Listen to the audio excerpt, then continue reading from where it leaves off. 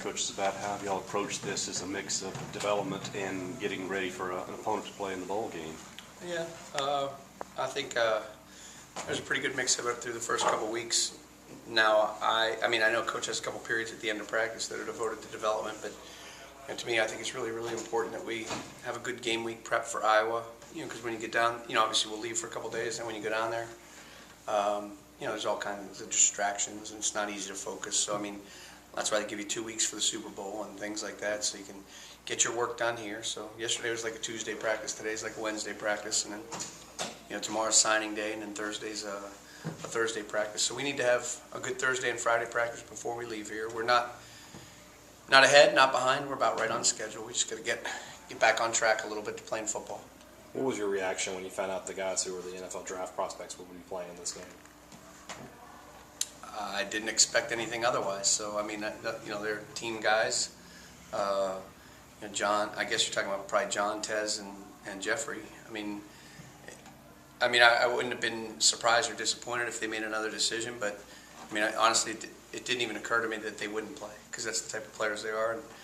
And I'm not judging others who make that decision. Everybody makes what decision's best for them, but I think the thing that's unique about Tez isn't from Mississippi, but Mississippi kids and players on our team is they have great pride, and they're very proud to be SIP boys, and they're proud of what this unit and this team have accomplished, and I think they want to see it through.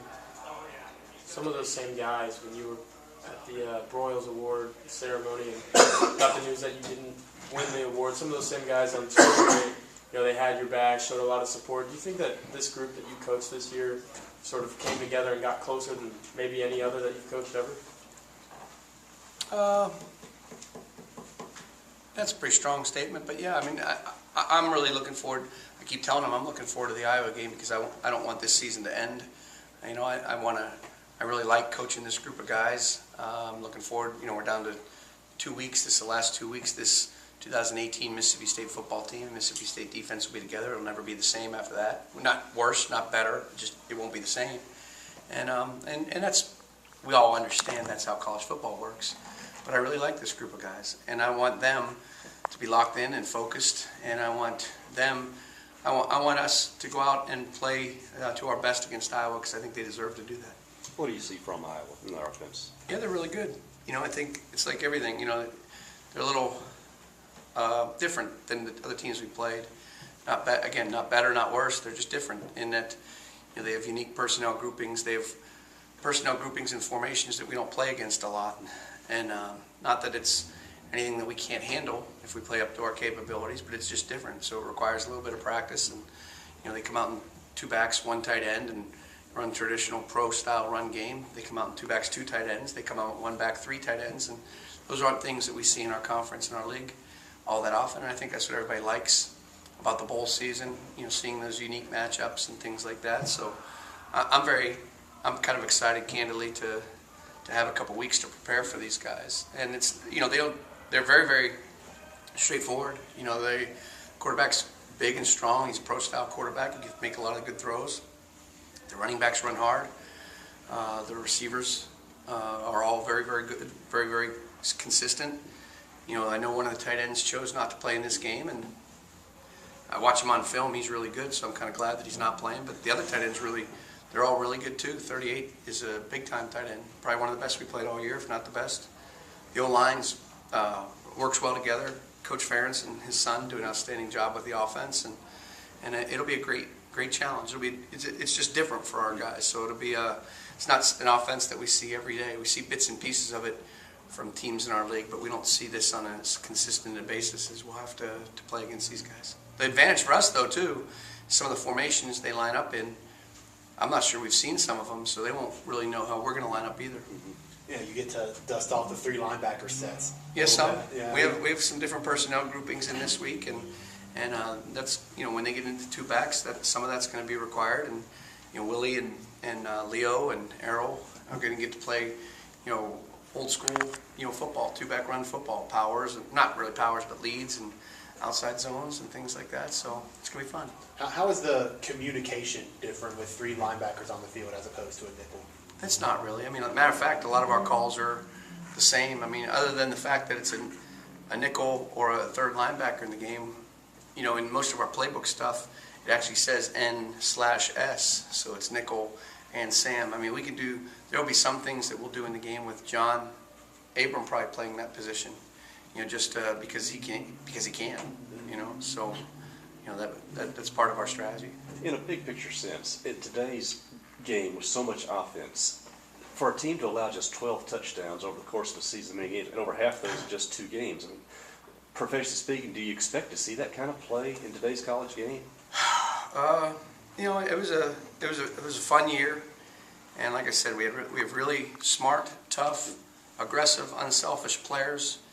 You know, that bought into the system. I mean, again, you know, one of the things, because the team had success in 2017, one of the things when I first got here, trying to, you know, sell myself and our program was it's not the coaching or it's not the schemes, it's the players, and I believe that. And you know, I think we did a good job putting the players in position to make plays, and when the plays were there to be made, more often than not, we made them.